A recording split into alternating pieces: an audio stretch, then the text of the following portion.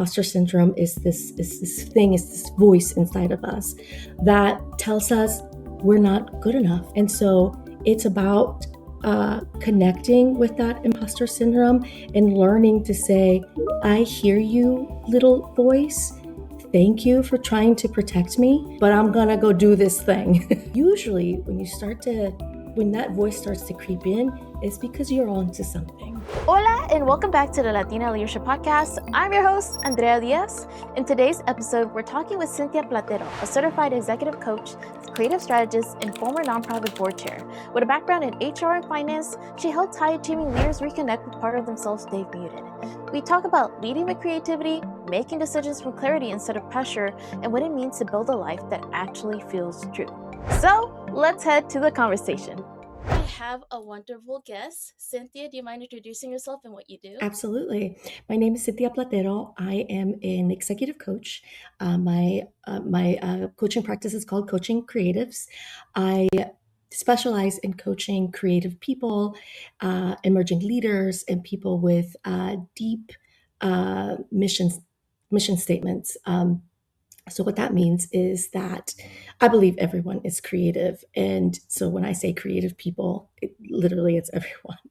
But I really specialize in bringing out that creative genius that's inside all of us, right?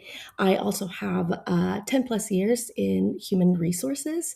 And so I have worked with people, for people, my entire career. I've also been a paralegal. I've been in finance. So I bring a really unique and well-rounded professional experience. But really, my deepest passion is helping people get to where they want to get. Everyone has dreams, and that's really what I'm here to do, is to help you achieve those dreams by remaining authentically you and being a genuine human, and really digging deep to being clear about what it is that you want. And I love that. And you mentioned, like you have a background in HR, finance, and even I know nonprofit leadership. And that's an unusual combination. So how did those different pieces come together, and what do they each bring to your coaching today? Yeah, so that's a great question. So really, initially, I started off as a paralegal. I wanted to run for the U.S. Senate, if you can believe it. But I decided that I was going to go into my paralegal certificate first to really make sure that if I'm going to invest all this money, we all know how much law school costs. That if I was going to Yeah. invest all this money, that I really needed to make sure that I liked this, this industry. And I was in there for 7 years, and I decided that it wasn't for me. So, dodge that financial hole, really. And then, but before I went into paralegal, I did my internship in HR. And really, I was just there to get some, hands on experience. And I worked in this HR department. And I remembered that I really liked it. I really liked helping people. It was mostly a company that hired mostly Hispanic people. Not that they hired Hispanic people, but like their workforce was mainly Hispanic, and Hispanic people who could not really speak and communicate in English. So that's what I was there for. I was translating, whether it was meetings or flyers or anything. So I just remember doing that, and I was like, oh, I really enjoyed that. So I made a pivot from the legal field to back to HR, and I really enjoyed it. I was there for, oh, I can't remember, maybe like 5 years, and what I found there is that I really enjoyed data. So that's how I went to finance. I was in HR, and it's like super niche if you like can do like like work Excel magic, basically is what I call it, right? And so that's how I jumped into finance. And boy, did I learn how to really work magic on a spreadsheet when I finally did, made that jump. And this is where my analytical genius really came out. And so I was doing all type of things, like forecasting, analysis, this, that, and the other, but I really missed HR.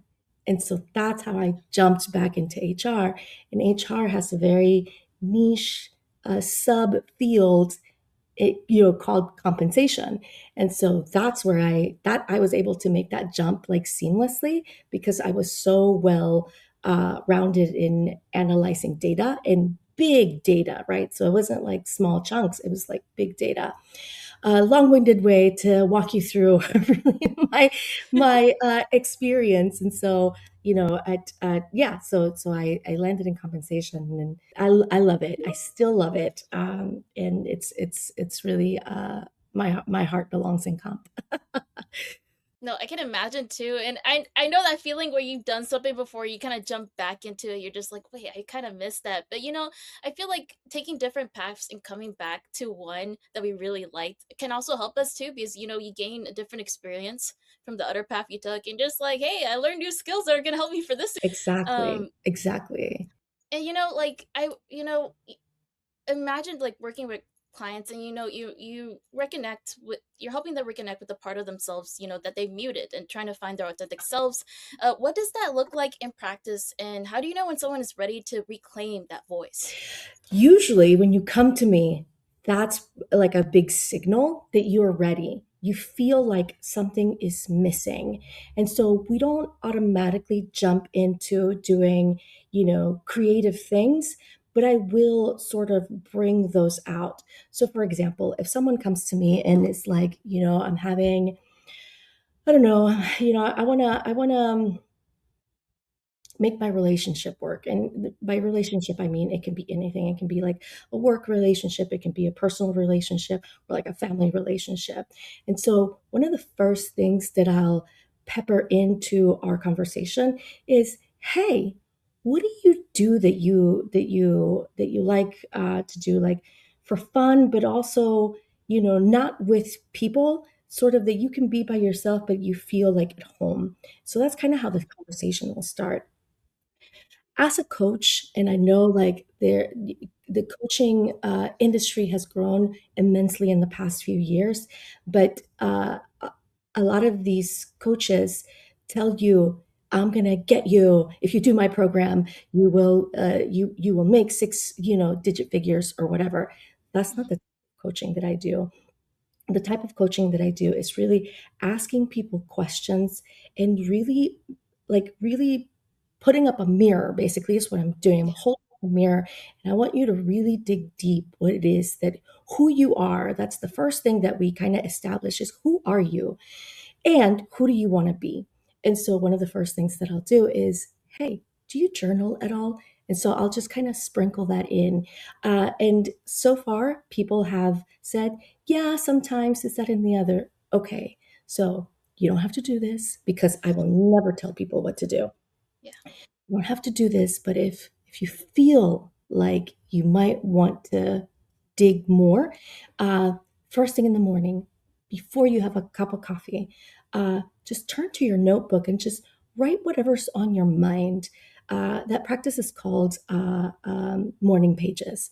So write whatever's on your mind. It doesn't matter what it is. Try not to turn on your phone before you do this, because your social media will just ugh, Yeah. bring noise into the picture.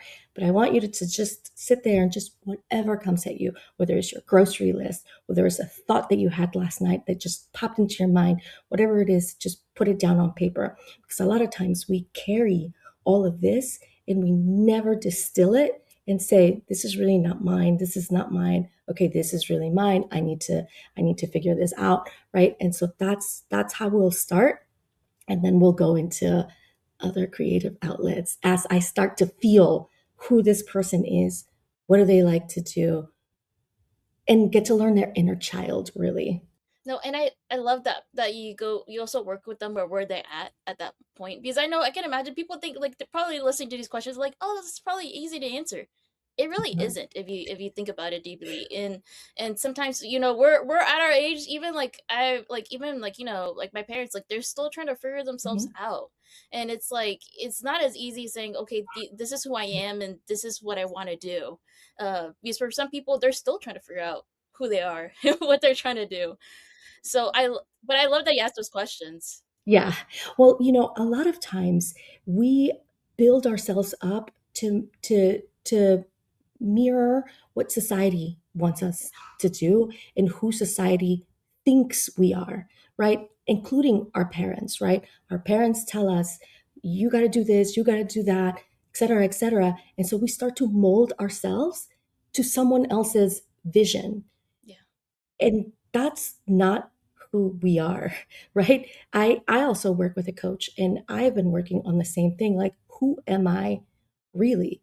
And and I am very creative, and that's why I like coaching creatives, right? Because I want to coach people who are like me, who are in the professional world, but are really creative in any type of way. It could be like, you could be like creative in the kitchen, you could be creative uh making things, sewing, painting, writing, right? And it's just bringing that out of us, because when we really connect with that, with our inner creative self, it's when we start living life to the purpose that we're here for. Yeah, and I like that you mentioned you work with creators and people were similar to you. And I did my research and I saw that your approach is rooted in creativity, fearlessness, and discipline. And those three words kind of don't always go together. So, how do you hold all of them in your work? Yeah, that's a great question. As I was writing, I think that's my bio. Mhm. I was like, I am very disciplined. And so discipline is about like building those habits, right? A lot of times let's just say, like, I love to dance. Yeah. And a lot of times, growing up, I, you know, don't make time for it. And so it's about staying disciplined to, like, going to dance class really helps me work through my stress, my work stress or my family stress or whatever. And being there just lets me release, right? And so staying disciplined that we know this works for me, and not allowing the noise to creep back in and say, oh, I'm really busy, blah, blah, blah. No, stay disciplined, go to class, or write the thing, or sew. Just do it. It's incredibly important that we make time for ourselves. As you mentioned that, and also like you work closely with creative, and I consider myself also Mhm. creative. So I'm curious, like, what is the most common thing holding them back, and how do you help them move Oh through my it? gosh, great question. It's ourselves. It's ourselves. It is absolutely ourselves. Have you heard of imposter Yeah. syndrome? Okay, so it is what it is. Basically, imposter syndrome is this voice inside of us that tells us we're not good enough. Girl, what are you doing? Like, this is not who you are. This is a joke. What it's doing, it's really protecting us from being rejected, or from feeling feelings that we don't want to feel. And so it's about connecting with that imposter syndrome and learning to say, I hear you, little voice. Thank you for trying to protect me, but I'm gonna go do this thing. Yeah. Right? I'm gonna go do it anyway. Usually, when that voice starts to creep in, it's because you're on to something.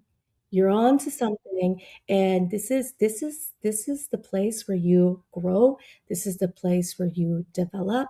And so if we listen to it and we give in, it will hold us back. So really, it's ourselves, provided that you don't have other external noise in the background. What is the difficulty, and especially with us, it's really hard for us to like let go of our family's expectations of us and try to figure it out ourselves. And I can, like, how could you describe, like, for an example of dealing with Latino client, and like what they usually go through, and like how you help them process that? Yeah, definitely. Our culture is very it while it's really beautiful, it's also a little bit Yeah. controlling, Yeah, if yeah, I can yeah. say that. I grew up with Latinos, so like at least for me, right? It's a little bit controlling, and it's not malicious Yeah. in any way, right? What, you know, my clients, what I have seen is that it's a little bit like the imposter syndrome. They're trying to protect you from getting hurt elsewhere. And so if you do these things, you won't get hurt. But guess what? If you do these things, one, it's probably not really who you are. And two, it's not going to get you where you are. And really, it's about being honest with ourselves. That's where it really starts. It's being honest with ourselves, and it's navigating. The family dynamics, the work dynamics is difficult, but once you're bought in, right? Once you're like, I really I really deeply feel like I this is my calling, it gets easier, but the work is not easy, right? Like the work is not easy. I make my clients, really dig deep, because otherwise you're not going to see the progress that you want to see. And it's not, any I say I make you, but it's not like a forcing thing. It's like, I just really, again, hold up that mirror and like, who are you? Who do you want to be? How do you get there? I will never tell my clients, okay, well, now you got to do this, and that. That's not coaching. That's not the type of coaching that I do. All the answers are within you, they are within the client. No one knows you better than you know yourself. So it's about getting clear and digging deep. Like, who are you really? How does it feel? Aligning your thoughts to what's in your heart, to what's in your gut, that takes time, right? And if all three are aligned, you're doing what you're supposed to be doing. I know, and I feel like I'm curious too, like what advice would you give any Latina who's like, trying to figure themselves out? They don't want to disappoint their family, but at the same time, they also don't want to be stuck doing something that they're not passionate about, or they're not going to be, they can see like, oh, I don't want to do this for the future, but my family wants me to do this. Yeah, that's a great question. So the first thing that I'll say is, we all have friends, we all have family, we all have people that we trust, but no one can really know what is going to happen other than you. And so it's being able to say, uh, being able to really distill from what everyone else is telling you what to do. You have like 100 voices around you, but really turning inward. I mean, that's really the work that I do, is turning inward to understand and be clear on who you are, and again, who you want to be.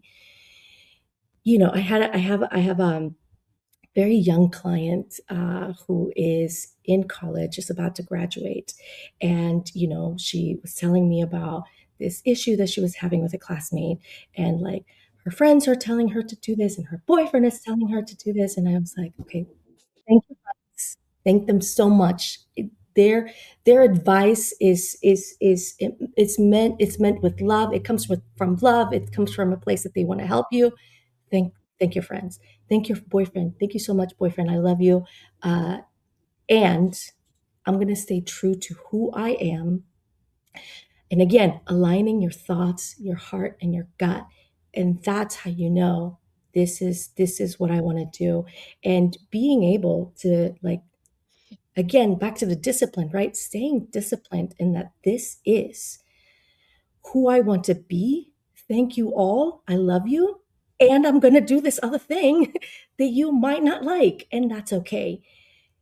When you're bought in to you making that decision, then you will own whether it was a mistake or not. It's no one else's fault. When you do something that your parents tell you to do, guess whose fault it is? But they're not going to own that it was their fault. They're going to be like, so did me, huh? Right? I mean, that's what they're going to do. And you're going to resent them Yeah. for guiding you wrong, right? And so that's the thing. It's like, you have to own your decisions. You have to make them conscious choices, where you can say, you know what? This wasn't the right path. That's okay. I learned XYZ. I grew, and it's even getting me closer to where I want Yeah. to go, but now I know this is not the route. That's like the hardest part, but it's the most rewarding part as well. Yeah, no, and it brings me. I'm just reminiscing on our past season, but it brings me up to the conversation of like how we're so scared of failure. We're so scared to fail, and like you have to learn. You have to fail at some point because you're gonna have to learn from the experience, even if it's like a failed path, a failed decision. And I love that you go into that because like like we might not take a path, and it might not be the perfect path, but we learn from that. We know, okay, let me just steer this way instead. Um, Yeah. So to that, I say I don't view like I don't use the word failures. That's not how I see it. How I see it is, let's go learn something, right? And that takes away yeah. that scary part, because yeah, who wants to fail? I don't want to fail, but I never look at something new and say, "Ugh, I don't want to do this because I might fail." I look at it as, Yes. let's go see what I can learn. You know what? It's a reframe. And when you say, let me go see what I can learn here, that changes everything, because it takes away that heavy power it's got over you, and then you're able to be more creative, right? If I wasn't afraid Yeah. to fail, what would I do? Ask yourself that, right? If I wasn't afraid to fail, I'd go try out for American Idol. I mean, seriously, right? And that's the way that's the way that we want to shift our perspective or our view from like that heavy failure. Ugh, get out of here. No, we don't want to use that language. No, and I love how you reframed it too, because that's kind of also how in recent years I've reframed like failure too. Is like, no, this is not like I'm not scared of fail. Like we're just gonna learn something new. We're gonna see how we learn this process because I feel like you have to put yourself out there and gaining new experiences and gaining new knowledge to be able to keep growing as a person. You can't let the scare of like like being able to fail and also the pressure that you have stop you from growing as a person. So I'm glad, like I love the way you described it, how you reframed it. I know our listeners will too. And I kind of want to go into more like you're a first generation graduate, and I can imagine like you understand exactly what it means to navigate change without a roadmap. And like how has that personal Mhm. history shaped the way you show up for your clients? This is a great question. So, when I was going to college, again, I'm incredibly creative. In high school, I was in choir and I used to dance. And when I went into college, I really wanted to major in dance. Yeah. And my mom talked me out of it, out of love, out of protection. She talked me out of it. And so Yeah. I went and majored in political science again because, whatever. And so now, having that experience, really, it's the whole reason why, I want to not only learn who you are, but I want to get my clients reconnected to who they truly are, right? Because I could be I could be dancing for Cardi Yeah. B right now or whoever, or Bad Bunny. Let's go with Bad Bunny. I could be dancing for Bad Bunny right now, but I'm not. And it's okay. Like, no big deal. But it's really about like reconnecting my clients who to who they truly are inside, regardless of what society tells them, what our family tells us, what our culture tells us.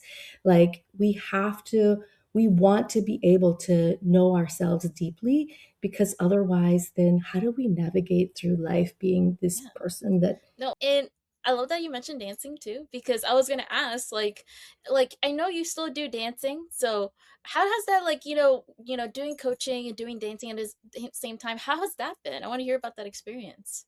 Oh man, I love to dance. I express myself through dance, and um, I've reconnected to the dancer inside of me in the last maybe like 10, 11 years. I left it, for, when I had my son, I left it for good while, and and I always felt like something was missing. I didn't know quite what it was until I went back to dance class, and I was like, "Oh my god, this is what's been missing." And so for me is again like trying to figure out, okay, client, what do you do, what do what do you do that makes you feel free, right? And that's what dancing does for me. It like makes me feel free, even though you have your steps and you have to do like this thing, but there's also like like a you're able to express yourself within those steps, right? And that can translate into coaching very very easily. Yes, we all have to have a job, but how can you bring more of yourself into this job? Where can where is it flexible for you to express your inner self within this job, to make it more you, and to allow people to see, oh wow, I didn't know this about this person, and so yeah, so that's why we want to get to know you um, deeply through coaching. Yeah, and I love that. And you work with high achieving creatives and leaders. So what do you think they need most that they aren't getting from, traditional coaching or, corporate spaces? What they need most, that's a great question. I think it's probably, no, not probably. I think it's being able to express themselves truthfully in a space that's not going to judge them. I don't judge, I'm not here to judge you. In fact, I'm going to teach you to not judge yourself either.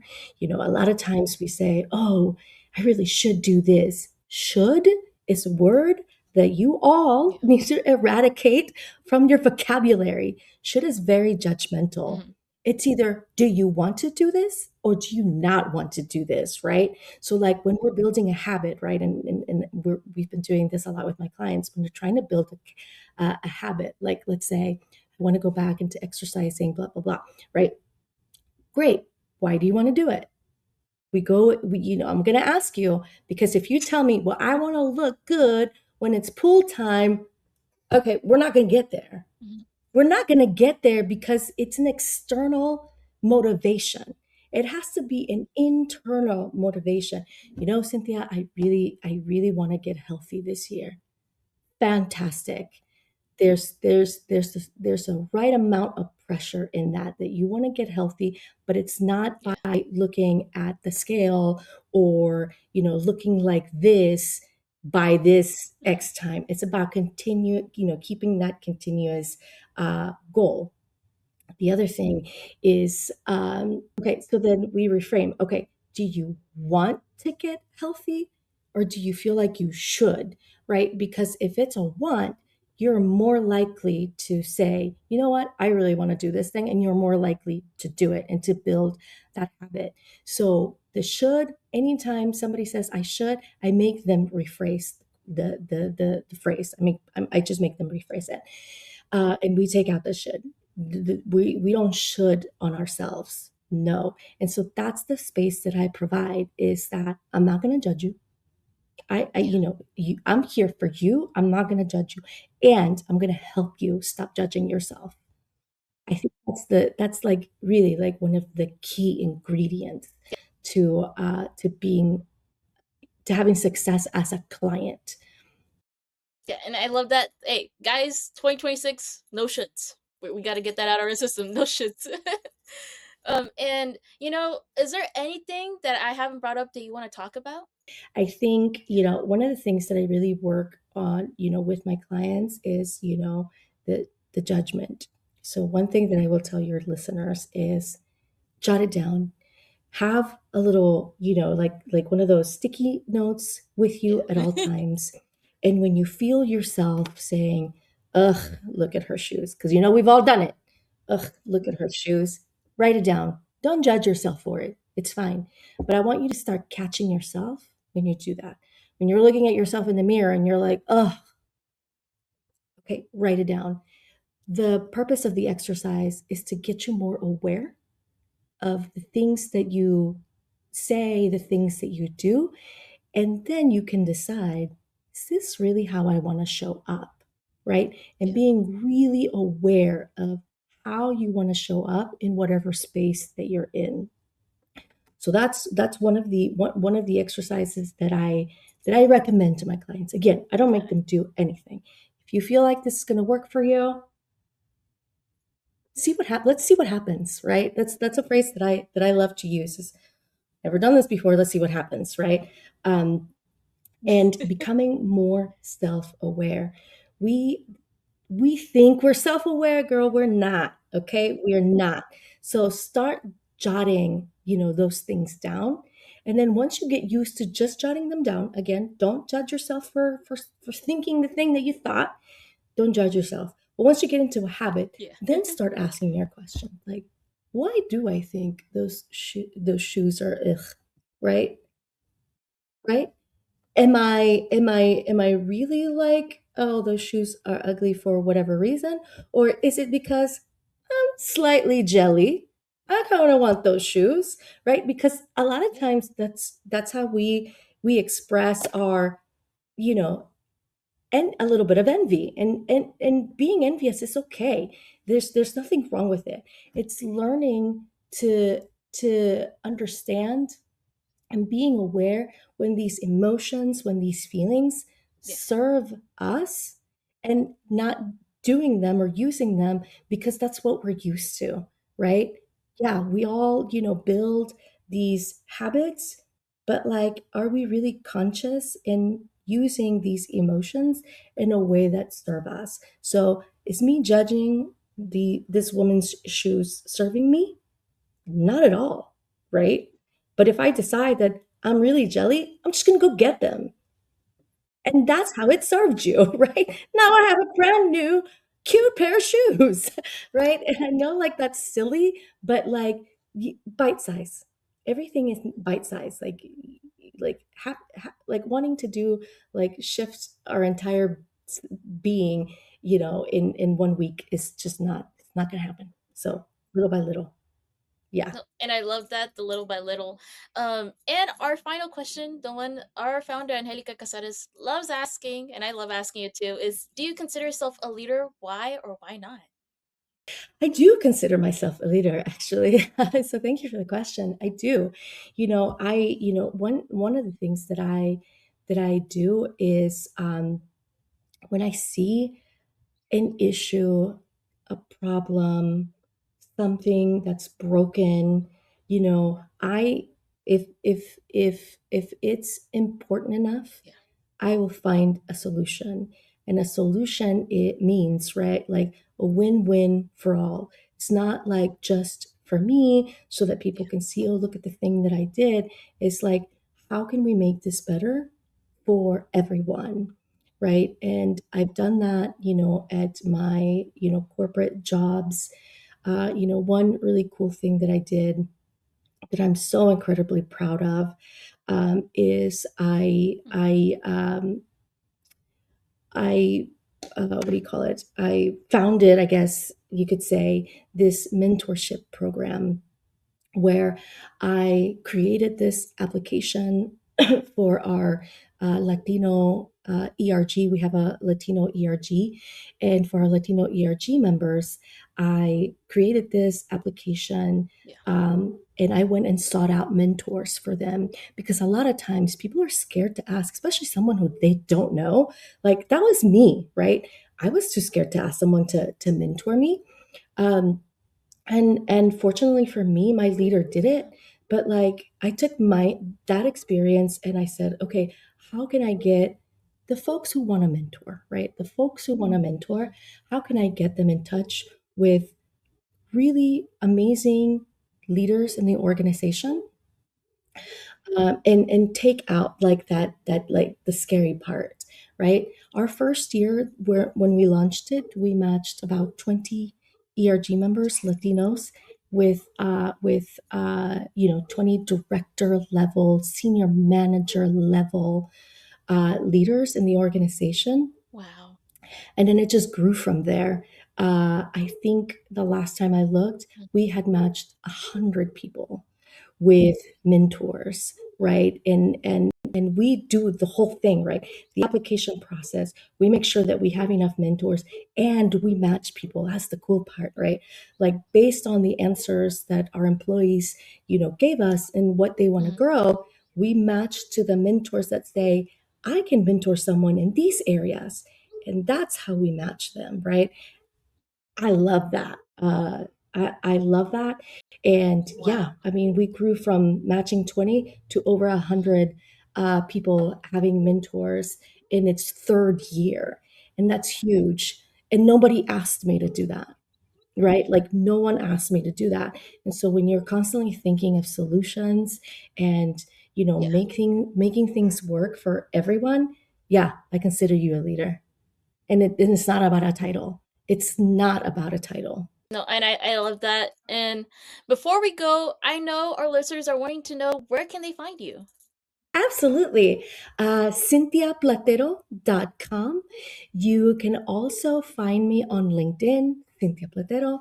I am also on Instagram. I drop daily coaching nuggets and ask those, similar questions that I would ask in a coaching session, coaching.creatives, and that's on Instagram. So definitely give me a follow, interact, like engage with me. I'd love to I'd love to walk you through what a process could look like.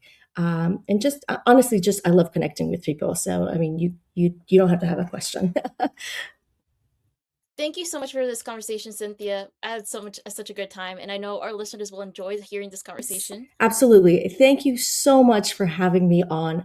I'm so honored to be here talking to you. Today, Cynthia reminded us that the voice we muted, the creative, instinctive, honest part, is still there waiting for us. That leading under pressure is different from leading with clarity. And that when we make decisions aligned with who we actually are, everything shifts. She also reminded us that creativity isn't just for artists, it's for anyone who wants to solve problems differently, lead more authentically, and build something that lasts. You can find Cynthia on socials and learn more about her coaching practice. Thank you for listening. If this episode resonated with you, share with another amiga who needs permission to turn down the noise and listen to her own voice. I'm Andrea Diaz, and this is the Latina Leadership Podcast. Nos vemos!